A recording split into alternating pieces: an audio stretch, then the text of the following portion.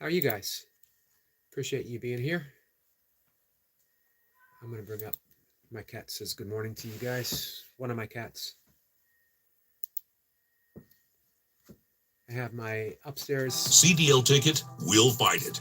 Get the nation's most comprehensive. Sorry guys, I apologize for that. I wanted to bring up my live stream as I can read it off my desktop easier. Yep, I have my upstairs meditation cat. She loves to join me when I meditate. Sits in my office with me. And I have my downstairs yoga cat who loves to do yoga with me. So, guys, we are on verse 75 of the Tao Te Ching. That means we have, after today, um, 5 days left? As of today, we have 6 days left. There's 81 verses in the Tao Te Ching. This is verse 75. A lot of my libertarian friends absolutely love this verse. However, we need to look at it deeper than what it seems to represent. Verse 75 is, when taxes are too high, people go hungry. When the government is too intrusive, people lose their spirit. Act for the people's benefit. Trust them. Leave them alone. Our friend Mir is here. Mir says, hey, Sir Yogi, Brother Jace, and Optimum. Mir, how are you? So, yeah, that seems to have a libertarian bent, doesn't it? However, the Tao Te Ching, the Tao itself, is apolitical. It doesn't have a political leaning, doesn't have a political party. What it is saying is anyone who leads in any capacity is meant to not be intrusive. We're not making demands on people. We are trusting that people know how to govern themselves, that we have laws in place not to enforce, but as guidelines. Doesn't mean that we don't, if someone breaks the law, that they are not held to be responsible. Of course they are. But the more intrusive, let's take government out of the equation. The more intrusive we get in other people's lives, the more chaos we're surrounded by. Trust that people know what's best for them, and if they don't, be an act, be a force, be a light of that shines a certain truth. So, in other words, stay within yourself. Cultivate your light, cultivate your own insights and wisdom, and act from there. And in that capacity, others will see. They'll be drawn to you. They'll be drawn to that light. You don't even need to say a word.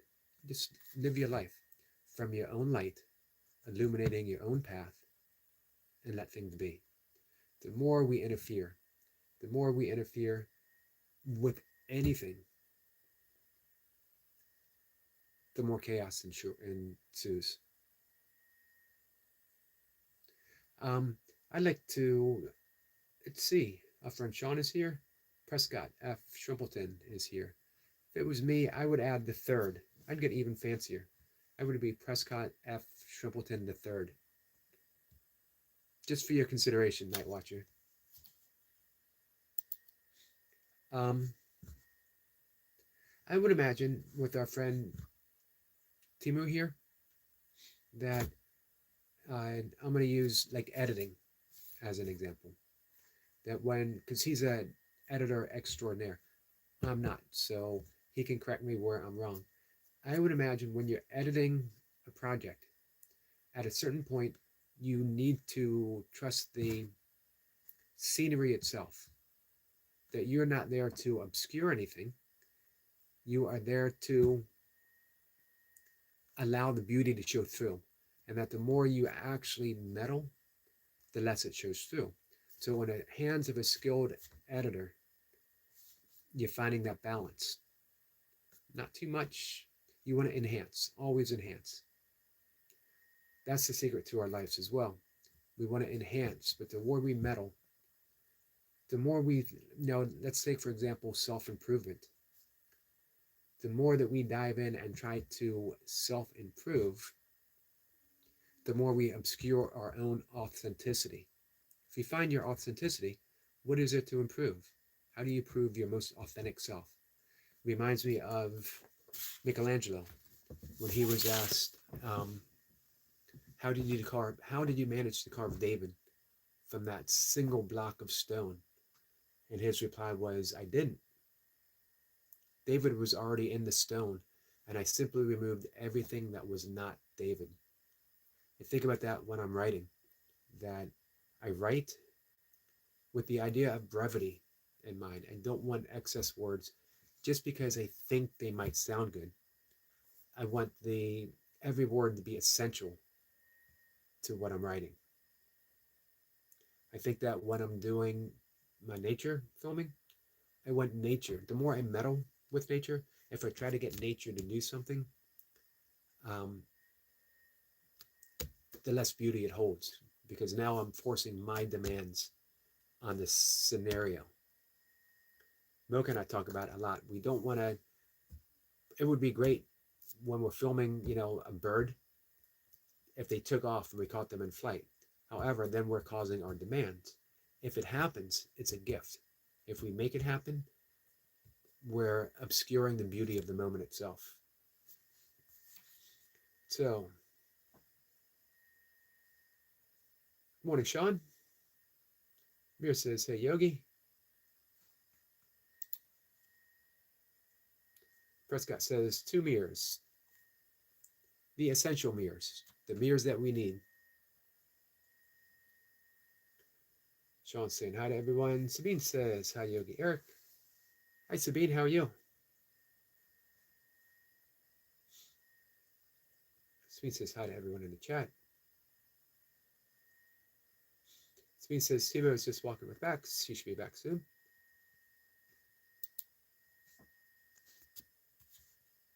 So that was verse 75. And basically what it's saying is the government that interferes less is the most effective government. The government that trusts the people is the most effective government. But again, let's take government out of the equation. The less we try to micromanage everything in our lives, the more our life flows. We trust the wisdom of life itself. Life itself is never going to let us down. However, our interpretation of life might let us down. The fact that we're making all these demands that we think we know better than life itself. Imagine if we woke up in the morning and said, okay, heart, I'm going to handle today on my own. I know what to do. We would constantly be trying to get our heart to pump, our blood to flow, our brain to think. Instead, we wake up and we trust. The innate quality of life itself knows exactly what to do. We don't have to wake up and say, okay, now heart, pump. Okay, now brain, think. We don't have to wake up and say, sun, time for you to shine. Sky, time for you to sky. We trust. We trust the innate wisdom of the universe itself. The great news is we are not separate from the universe. We are the universe itself. If you go outside, I don't know what time it is for you guys. For me, it's not yet sunrise. I got about an hour still. If you go outside, particularly in the morning or the night, before the sun comes up, or maybe right after it goes down, hold your hand up into the air and just open up, expand, open, allow, let go of our thoughts. And is there any place where your hands leave off and the universe begins? Is there anywhere where the universe ends and you begin? Or is it a seamless expression of one thing? Just one thing. You are the universe is you. Trust it.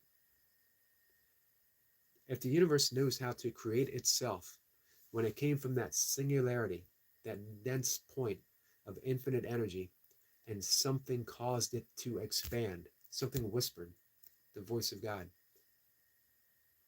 said expand. Everything it needed was created within that moment for the entirety of the universe. Everything. There was no time or space. Imagine that, no space. Until the universe needed space and created it as it went. If the universe can do that, do you think it's going to let you down? Do you think the universe forgot you? You're an essential part of the universe because you exist. Simply because you exist. You have to be essential because you are the universe. And the universe is you. Let's get caught up here. Prescott says, "Hey Yogi, how is it all treating you?" With that one, well, you know what? I send emails, I get emails, and don't even think about it. Emails arrive to me exactly when they need to arrive to me. They arrive to other people exactly when they need them to arrive. So, man, I have not given my email system a single thought. I haven't given my computer a single thought. Turn it on, I type, I communicate, I turn it off at night. Life is pretty simple. I don't complicate it. I don't place, as little as possible, I don't place my demands on it. You know, I don't want to make grand statements and saying I never place demands on the universe. Of course I do. It's the nature of being human. I would love things to be easier. I would love all kinds of stuff. But when I realize it's a demand and that it's not the universe's responsibility to meet my demand, the universe just supports me and all that I am. It's easier to let go of those demands and I turn them into preferences. I would prefer this. I can deal with a preference. The universe will deal with a preference. But who am I to place a demand on anything or anyone? Squirrel Sniper says, "Good morning, Squirrel Sniper. Grand Risings, Eric. Grand Risings to you, my friend."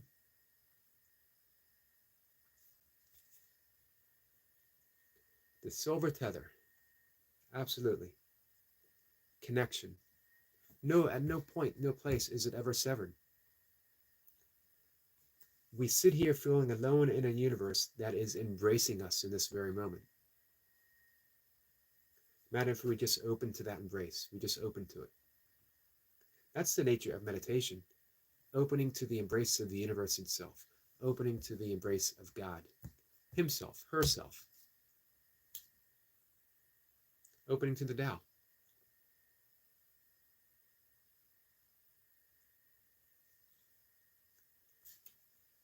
Prescott says, "Yeah, listen to the AOL dial-up sound."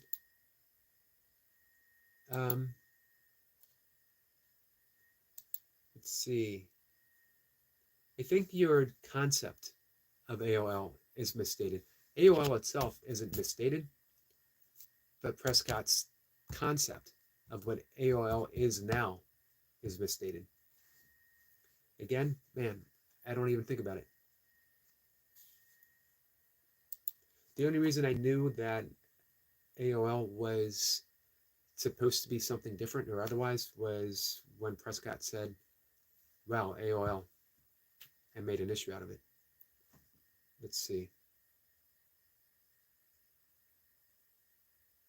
Prescott says, "The only AOL I know is the 1981. Man, I didn't even know what internet was in the 1980s. I didn't even know what internet was until like 96, 97. I didn't have an internet or a computer until I think 1999. No need for it whatsoever. In 1999, I wrote a book, my first book, which, by the way, is available on Amazon. Excuse me, guys. And I needed a computer in order to process the book, in order to send it out to a self-publishing company. When I wrote a book, I approached publishers and they said, "We only work with authors who have an agent." And I went to agents and they said, "We only work with published authors." They put you in that unforgiving and uncompromising place. Catch 22. any direction you turn to, they say, nope, you got to have the other. How do you get an agent that only works with published authors if you can't get published because publishers only work with an agent? So one of the brand new um, self-publishing firms had come up on the internet. It was iUniverse.com, associated with Barnes and Noble, and I decided, you know what, I'm gonna do it myself, and I did. Was the book successful? Yes. Did it sell a lot? No. It wasn't supposed to. It was only supposed to reach the people who it was supposed to. And every so often, my friend Paradox, Ben, um, Burpee King extraordinaire, uh, he actually just last night did 500 Navy SEAL burpees. So you can check out his channel, Paradox. He gave me a little shout out. He bought a copy of my book and mentioned it. So it's nice after 22 years. I'm sorry, actually 26 years after I first published it, the right people still seem to find it, and the message resonates. That makes it a success.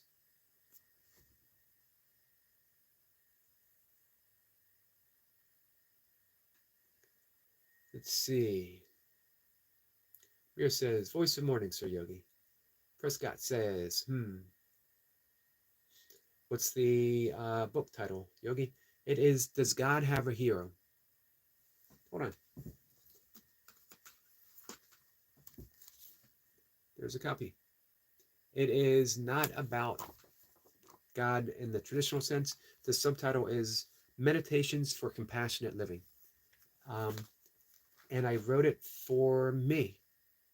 I had quit drinking, or drinking quit me. Simply left. Drinking left my life. But I was left with a void, not knowing that I was supposed to be in the void, because the void is the potentiality and possibility for my entire life to unfold. However, I filled that void with alcohol. Now I was left with just the void, and I didn't know what I was supposed to fill it with. One day I was meditating, and I finished, and I asked myself as I was still sitting, what am I supposed to do with my life? Later that day, in front of a yellow legal pad, I had a clear, intuitive sense, not a booming voice, but a very gentle urging to write down the entirety of the book. Does God have a hero? And the answer is, I have a lot of people say, no, God doesn't have a hero, and this and that. It's not meant to be that kind of book. It's instructions for me and how I was to live my life post-drinking. That's why it's Meditations for Compassionate Living. I was asked to be compassionate with myself and with others. I was asked to be forgiving with myself and with others. I was asked to be loving with myself and with others. And if I did so, I would be what Joseph Campbell, the great mythologist, called the hero of my own journey. And my own journey is no less than the path to God. Whatever label you want to use, the universe, the Tao, Krishna, Jesus consciousness, Christ consciousness, Krishna consciousness, Brahma, Shiva.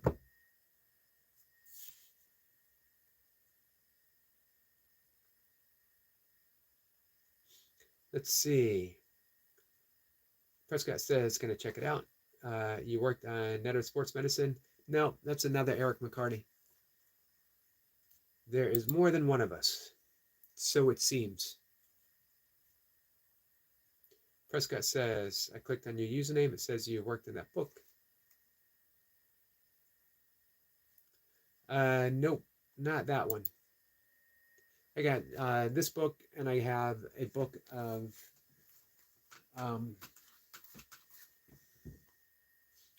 prayers, poems, and invocations, sorry, as well as some books of poetry. And I wrote a book, my interpretation of the Tao Te Ching for long distance runners and walkers, travelers. Think of this as a headless path. That's me. I wrote that. That was the last thing I wrote. Think of this as a headless path. Moondog says, good morning. Good morning, my friend.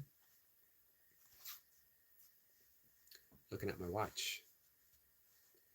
I'm going to head out for my walk in just a few minutes.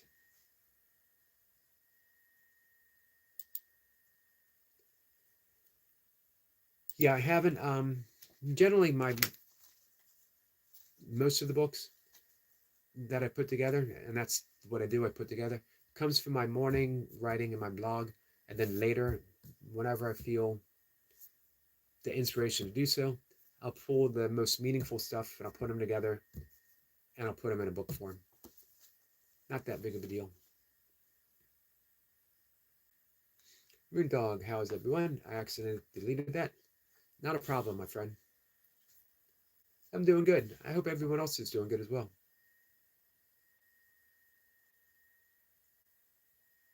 Prescott says, think of this as a headless path, non-dual reflections. Yep, that is me.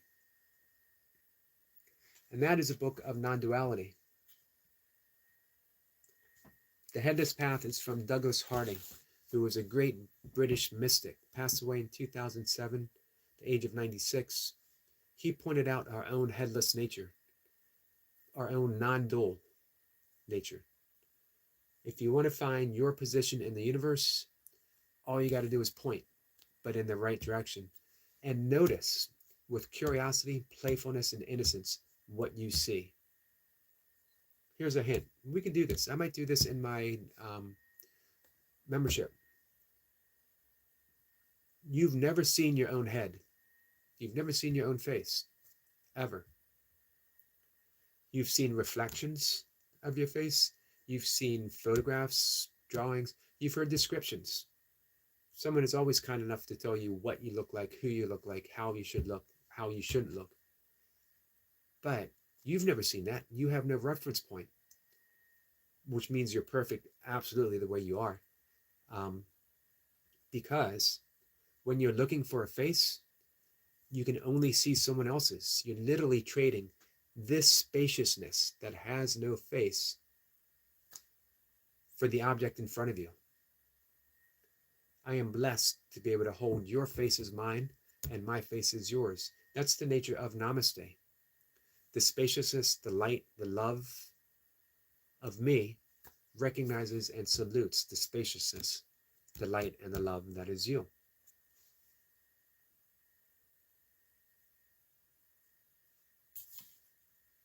Let's see.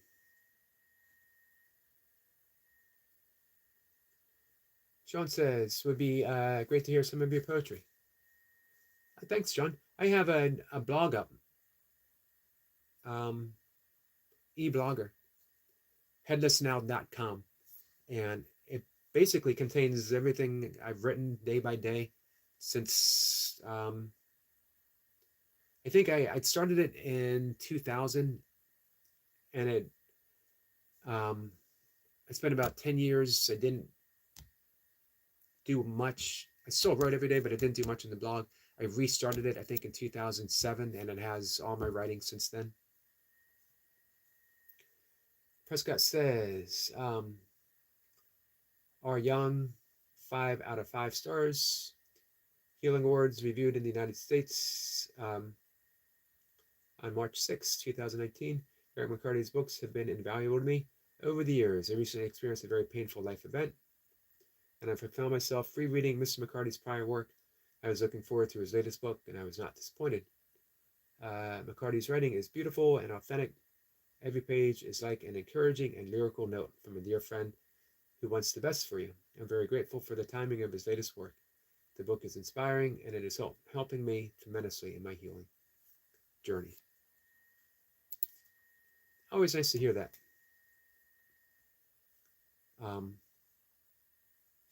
I was talking to our new friend Asia. He's a beautiful writer, by the way. She's been sharing some of her work with me via email. For me, everything I write and every concept, everything that I put out, every live stream, every video, once I release it, it's not mine. It's whoever happens to watch it. If nobody does. If nobody reads, that's fine. My only role is my own creativity, and then I share it, because for me, the true work of any creative endeavor is to release it, to let it go, let other people find it as and when and if they need it. And if they don't need it, they won't find it, or they won't like it. That's not for me to decide. I'm supposed to be ready to receive inspiration when inspiration is ready to receive me. So I sit at my desk, got my single cup of coffee in my yellow coffee mug, um, and I write. Or then I share it, and then I completely leave it unconcerned until it's time to write again. Our friend Steffi is here. Steffi says, "Good morning to the chat. Have a nice day." Have a nice day as well, my friend. Thank you for coming in and saying hi.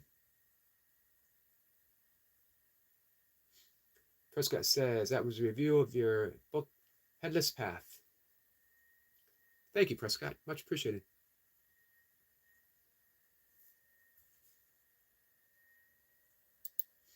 Moondog says, "Man, I love that name, Moondog. It reminds me of Rumi's poem, Love Dogs. The ending line, there are love dogs no one's ever heard of. Give your life to be one of them." Might read that later today. Might read it on a live stream later today.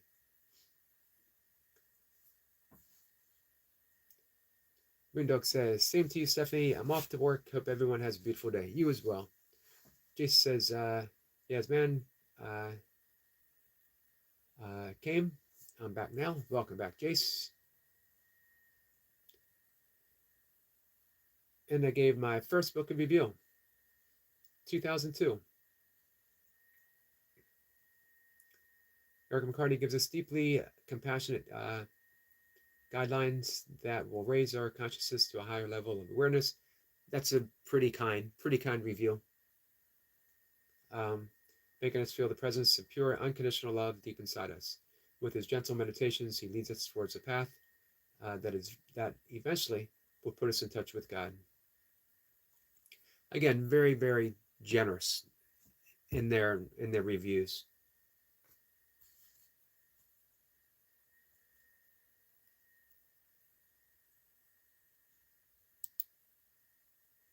But yeah, everything's still available on Amazon. Everything that I've ever, all the books that I put together and that I've written. Last year on YouTube, I did a series where I read from my first book. I might do that again. It was rediscovered by Simon Tresgrater, who's a great burpee friend, and he did a really great review for me. And then most recently, again, our friend Paradox, not Laradox, but Paradox, not to be confused.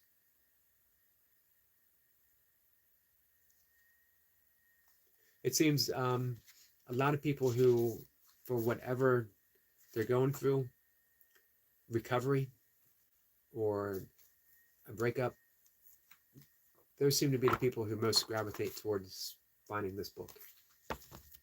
Oh, Runaboy is live. By the way, doing burpees soon. All right, I'm going to have Runaboy up. I'm going to go out and take my walk. Hopefully he'll be doing burpees by the time I get back. So guys, let's spend some time hanging out with our friend Runaboy. Then we get outside, take a walk. Appreciate you guys coming and hanging out. Fun live stream. Prescott, man, I appreciate you bringing those reviews up. I haven't thought about them in a long time.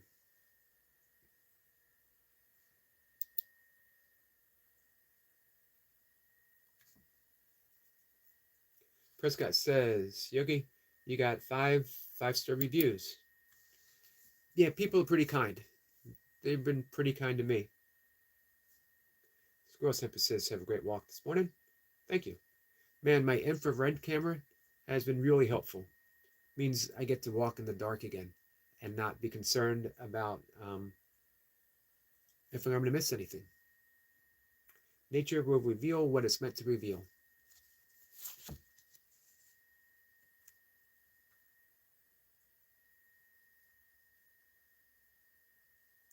Prescott says you only have 5 reviews, and all of them are 5 stars. You're the highest rated author of all times. Um, that is very, very kind. It was very kind for them to give those reviews. At one time or another, all of them have reached out to me as well, I believe.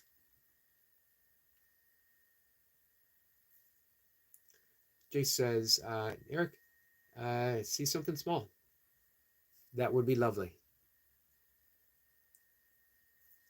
Beauty is found in the small. Thank you, Jace. Guys, I'll be back. I'll see everyone later. Hope you have a good day. And I hope everyone sees something beautiful today, because it's there for all of us. Prescott says bye.